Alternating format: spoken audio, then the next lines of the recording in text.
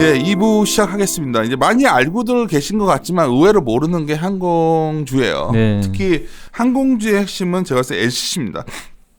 사실 LCC라는 게 이제 어마어마하게 글로벌하게 이게 언제부터인지 모르겠는데 아마 이 자료에서 제가 사실 데뷔작이기 때문에 제가 그때 자료 달라고 해서 상세히 봤는데 어떤 첫 자료이기 때문에 굉장히 나름대로 열심히 썼어요. 네. 이 부분에 LCC 궁금하신 분들은 성장 배경부터 쫙 한번 해줘요. 처음 들으시는 분들은 잘 모르니까. 그래서 네. 우리 2부 시작하면서 다양한 변화 속에서 원가 경쟁이 키다. 이건 결국 LCC 얘기하는 건데 이거 얘기 좀 해주세요. 네. 네. 먼저 LCC 성장 배경에 대해서 먼저 말씀을 드리면요. 뭐 한국이나 아니면 초기에 LCC가 먼저 크게 성장한 미국과 유럽 모두 이제 비슷한 측면을 보이는 부분이 있는 것이 이제 규제 완화입니다. 규제 완화라는 것은 노선의 자유화 이런 부분을 말씀드릴 수 있을 것 같아요. 한국 같은 경우도 이제 그림 45번을 보시면은 항공자유화를 체결하기 시작한 것이 본격적으로 2006년부터 그러네요. 항공 자유화가 이제 많은 국가와 체결이 되었고 이제 이 부분에 그림 42번을 보시면 각 주요 LCC들의 시장 진입 시기를 보시면 거의 유사한 측면을 보이고 있습니다. 이제 이런 오픈스카이 항공자유화 같은 부분이 LCC들이 성장할 수 있는 그런 배경이 된다고 말씀을 드리고 있고요. 뒤에 네, 미국과 유럽 같은 사례를 봐도 미국 역시 뭐 사우스웨스트 같은 경우가 1978년에 미국 정부가 시장 경쟁력이나 항공 서비스의 질, 가격 등을 결정하도록 죄송합니다.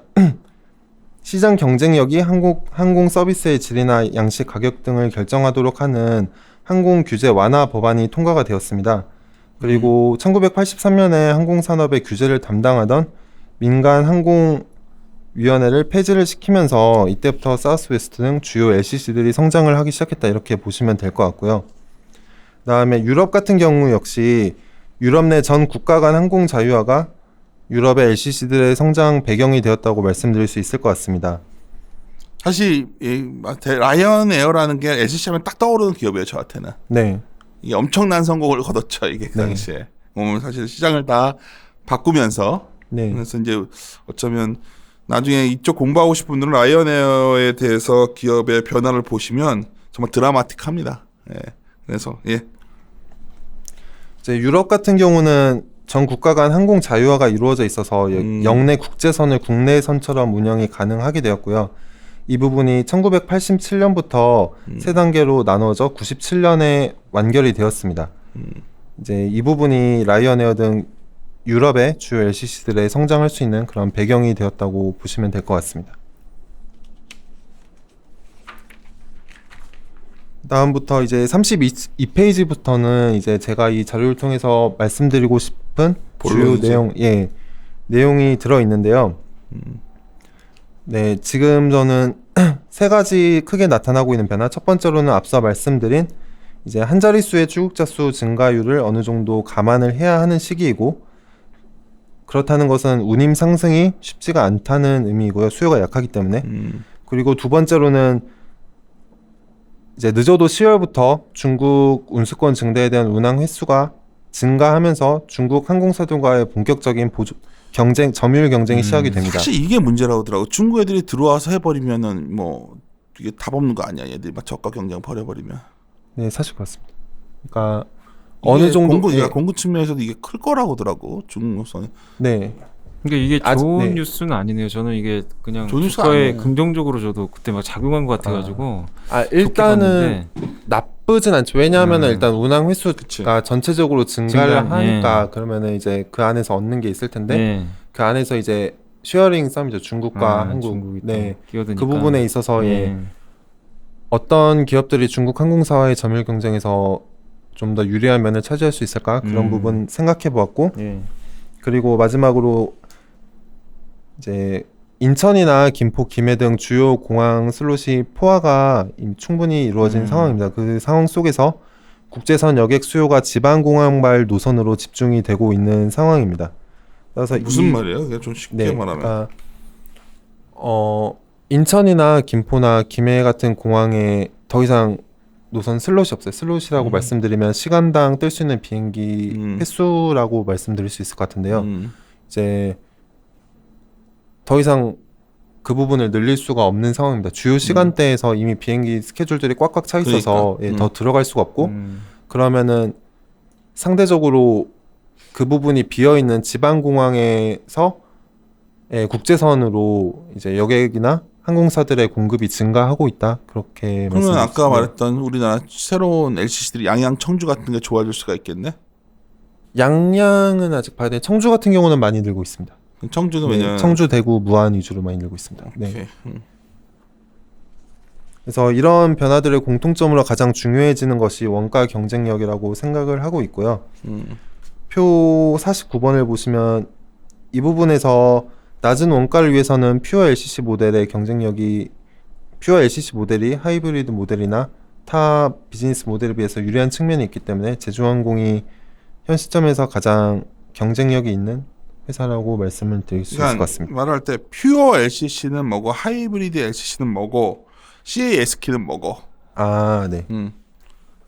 남차님 아세요? 퓨어 SK는 뭐고. 대강은 알겠지만 네. 퓨어 LCC는 뭐야? 그러면 표 13 부분에 좀 다 자료 있으니까 말하는 거예요. 해놨는데요. 설명을 하라고. 왜 아니 이러다가 이제 정말 오늘 댓글에 정말 저 센터나 꼰대질 그게 간다 할 텐데 원래 훈련되는 거야. 알았지? 네. 어떤 분은 그러더라고요. 참 미련하는데 왜 지네들이 왜 방송 놔두는데 지네들 왜 에너지 훈련하는 데 써? 그럼 정말 심하게 말하면 저희들은 이거 그냥 저희 하는 거 보여드리는 예. 거니까 제발 그런 말 좀 하시지 말라고 예. 그래. 나 그때 그 말 듣고도 되게 기분 나빴으니까. 하여튼 퓨어 LCC 부분부터 해봐. 네. 이제 LCC 같은 경우는 저비용 구조를 통해서 낮은 운임을 제공하는 항공사라고 크게 말씀드릴 수 있을 것 같은데요. 그 중에서도 그 LCC 모델을 극대화한 것이 ULCC라고 말씀드립니다. 네, ULCC. 울트라 로우코스트 스케일 초저비용 항공사인데 LCC 비즈니스 모델을 규모의 경제를 통해서 극대화시켰다고 이해하시면 되겠습니다. LCC 대비 이제 기재수가 늘어나면 뒤에 설명드릴 CASK가 낮아지면서 그 원가가 극대화로 낮아지는 추세를 보이고 이러한 부분을 활용해서 기존 LCC보다도 더 낮은 운임을 제공하면서 가격 경쟁력으로 사업을 하는 회사들을 ULCC라고 부르고요. 반대로 롱하울 LCC 같은 경우는 한국 같은 경우는 진에어를 생각하시면 될 것 같습니다. 기존 LCC들이 포인트 투 포인트나 아니면 근거리 국제선, 국내선을 영업 기반으로 활동을 한다면 롱하울 LCC 같은 경우는 중장거리 노선에서 동남아도 가고 영업을- 이러는 거지 지금. 동남아보다 더 멀리 가는 더 거죠. 멀리도? 네, 뭐 유럽 같은데 네. 싸게. 네. 그다음에 하이브리드 LCC 같은 경우 역시 진에어 생각하시면 되는데요. FSC와 LCC 중간 대결 운임은 낮게 유지를 하면서 이제 FSC에서 제공하고 있는 기내식이나 각종 뭐 부대 서비스들을 같이 제공을 하고 있습니다. 중간 단계라고 생각하시면 기존 퓨어 LCC보다 운임은 다소 높지만 그에 맞는 서비스를 제공하는 그런 회사들을 생각하시면 될 것 같습니다. 다음에 CASK는 앞서 말씀드린 ASK가 항공업에서 나타내는 공급 지표라고 말씀을 드렸는데요. 그 아까 네, 비증가율 이렇게 얘기했잖아. 네. ASK는 그러니까 CASK는 그 C가 코스트입니다. 코스트를 전체 영업 비용을 ASK로 나눈 지표이고 즉 단위당 영업 비용이라고 생각을 하시면 될 것 같습니다. 네. 이 부분에 있어서 중대형 기재를 활용하면은 당연히 이 부분이 다소 높아지는 측면이 있습니다.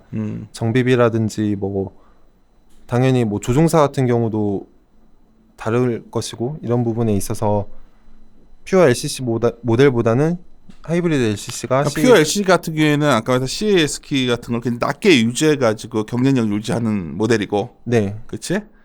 아닌가? 맞습니다. 그래서 이제 제주항공과 TA항공이 독립형 LCC로서 퓨어 LCC 모델을 영위하고 있는 그런 상황이고요. 진에어 같은 경우는 자회사는 아니지만 대한항공과 함께 자회사형 LCC와 유사한 형태로 이렇게 운영을 하고 있는 상황입니다. 먼저 말씀드린 중국 노선의 운항 횟수가 늦어도 10월부터 증가를 하게 됩니다. 10월. 3월에 항공회담을 통해서 운수권이 약 30% 운항 횟수가 증대되는 것이 결정이 되었고요. 그 부분이 5월 초에 운수권이 제재 중인 진에어를 제외한 나머지 LCC들을 위주로 배분을 받았습니다. 그래서 자세한 운수권 배분 결과는 표 15, 16을 참고하시면 될 것 같습니다. 그러니까 상당히 배분한 회사 항공별 사업이 다 있는 거죠. 어떤 노선에 대해서 쉽게 말해서 무슨 네. 통신 그거 뭐 주파수 같은 주파수 거. 경매하듯이 이거 다 주는 거거든. 아, 네. 우성아 재밌는 네. 내용을 이렇게 우울하게 좀 하지 마. 왜 이렇게 아니 뭐 지금 한번 약간 긴장되니 지금? 네. 왜 긴장해? 너 잘하잖아. 왜 그래? 그래서 이게 다 나눠주는 건데 네. 보면 나 의외로 여기 보니까 진짜 항공사들이 대한항공이 여전히 많네. 어떻게든 간에. 네, 기존에 많은 걸 음, 받고 있었기 때문에 아예 배제를 하고 그러니까. 줄 수는 없는 상황인데요. 네. 근데 이제 우리가 맨날 우리 지금은 딴 회사에 가 있지만 우리 정할 연구이 중국 담당할 때 네. 맨날 중국에서 공항을 엄청 질 거라고 그랬었단 네. 말이야. 아, 정말 네. 최근에 공항 많이 져요. 이렇게. 네, 일단 가장 큰 예로 올해 8월부터 이제 다신 국제공항이 개항할 예정이 있습니다. 다싱? 네, 음. 신국제공항이라고 생각하시면 되고요. 기존의 운영 베이징에 중인 네, 어디에 있는 베이징에 다른데 공항 또 하나 만든 거야? 네, 엄청 컸었는데 와. 베이징 공항 그때. 그게 아마 서우두 공항 말씀하시는 것 거긴 같은데요. 가봤는데. 네, 이번에 개항하게 될 다신 국제공항은 서우두 공항의 약 2배 정도 크기고 여객량 역시 그에 비례하게 많다고 보시면 될 것 같습니다. 제일 웃겼던 게 내가 전에 한번 중국을 갔어요. 중국을 가서 이제 심천을 갔는데 그때 네. 옆에 줄이 엄청 긴 게 있어가지고 당연히 난 그게 국제선인 줄 알고 거기 갔더니 그 국내선 하는 데고 국제선 저기 국내선 같은 데로 가더라고. 아, 그래요? 중국은 로컬 노선이 어마어마하게 큰 것 같다는 생각이 들어요. 로컬 노선이 이제 잘 돼 있을 수밖에 없는 이유가 이제 지금 네 포인트로 말씀드릴 중국 항공사들이 받고 있는 보조금인데요. 중국 항공사들이 중국 정부로부터 보조금을 받고 있는 이유가 바로 그 국내선 운영입니다. 아 그래서 나 이거 몰랐어. 이제 중국 정부나 그 지방 정부 자치단체가 국내선을 운영하고 있는 중국 항공사들에게 지방 경제 발전 그런 것들을 명목으로 보조금을 지급하고 있는 상황이고요.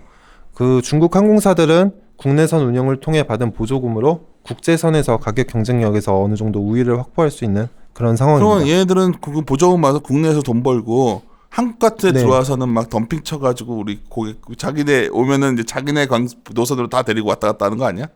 그럴 수 있죠. 뭐야? 뭐 그럴 수 있지 해버려 너무. 실제로 그러겠는데 지금 보니까 왜냐면 얘네들 입장에서는 네. 그게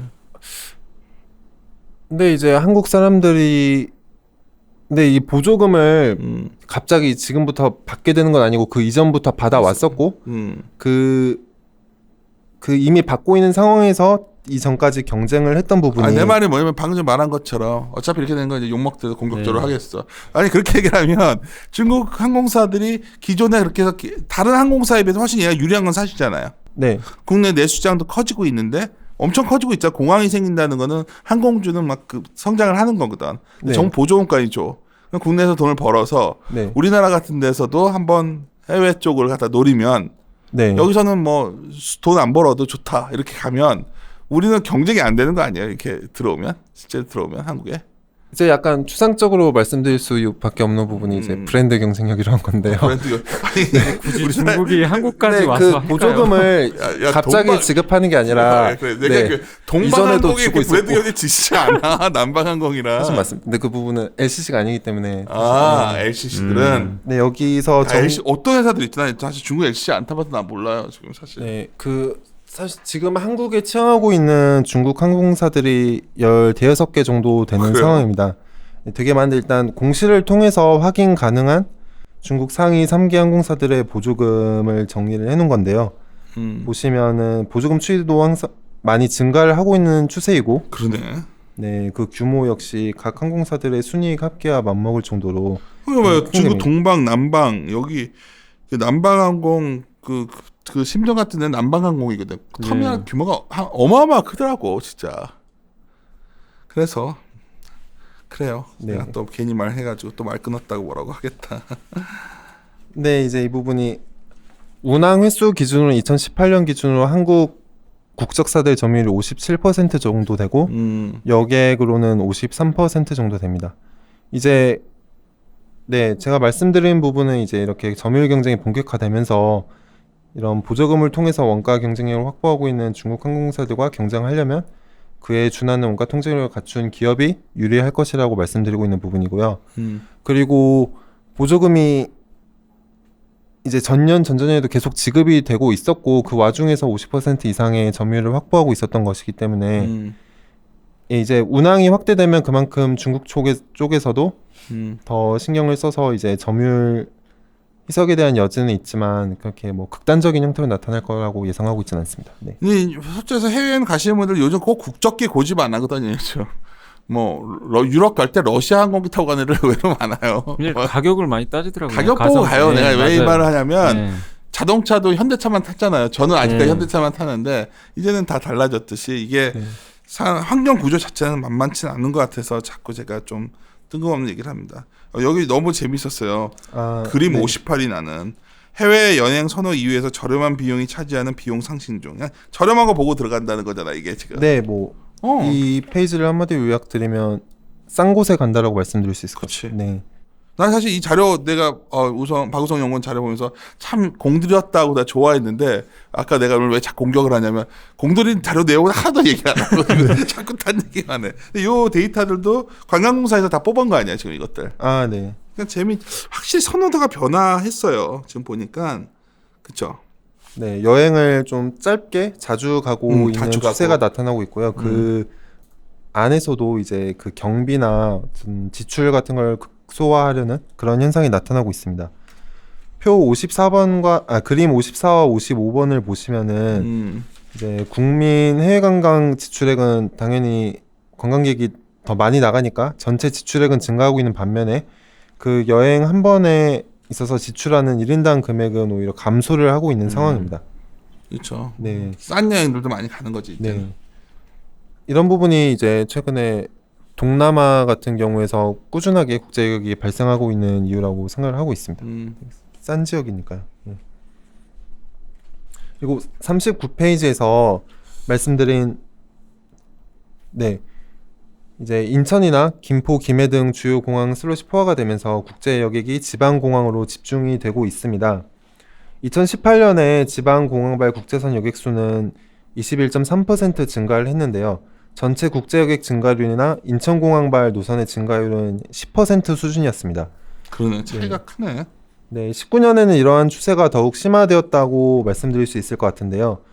지방 공항발 여객은 19.8%로 1월에 4월 누적으로 19.8%로 전년에 비해서 그렇게 크게 감소하진 않은 상황인데 이제 전체 여객과 인천공항의 증가율은 앞서 말씀드린 출국자 수가 감소하면서 그에 맞춰서 5% 수준에 불과한 상황으로 그 차이가 더욱 심화되었다고 말씀드릴 수 있을 것 같습니다.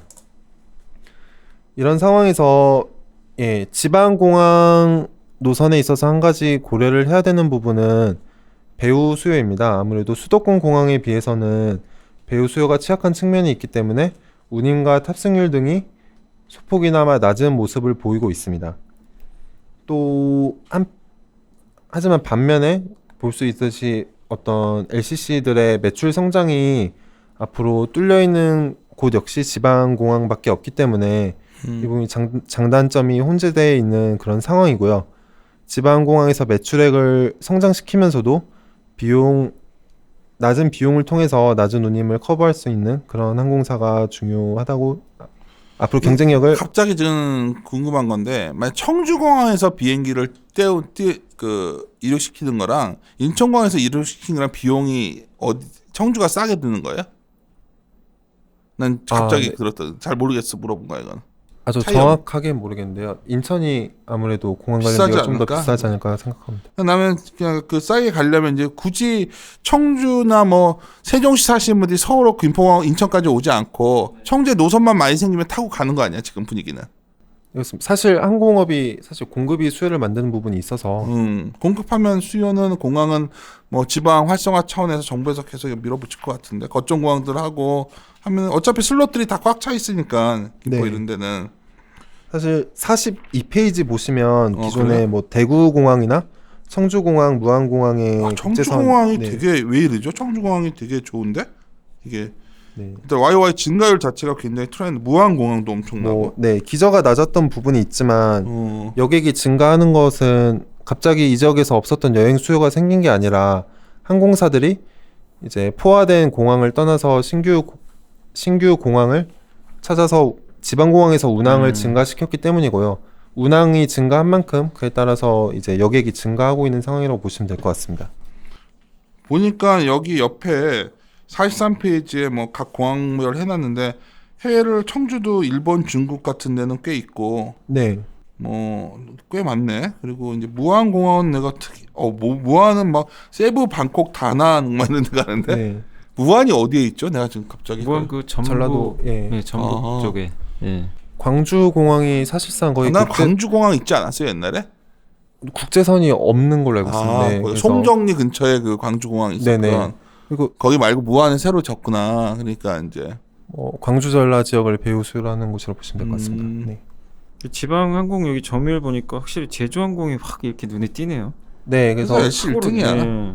그래서 이제 보시면은 제주항공과 TA항공만이 이제 이 부분에서 점유율 증가를 좀 눈에 띄게 하고 있는 상황이고, 그 중에서도 제주항공이 전 공항에서 모두 상승하고 있는 모습을 보이고 있습니다. 특히 무안공항 같은 경우는 제주항공이 제3의 거점 공항으로 삼아서 운항을 대폭 증가시키고 있는 그런 상황입니다. 그래서 그게 점유율 증가에서 나타나고 있는 부분이고, 1분기 실적에서도 이제 20% 가까운 성장률을 보인 회사는 제주항공과 TA항공밖에 없습니다. 월별 데이터에서도 국제 여객이 YY로 20% 이상, 전체 출국자 수가 7% 수준에 불과한데, 4.7% 수준에 불과한데 20% 가까운 성장을 보이고 있는 회사는 2개의 회사밖에 없다고 말씀을 드리고 있습니다.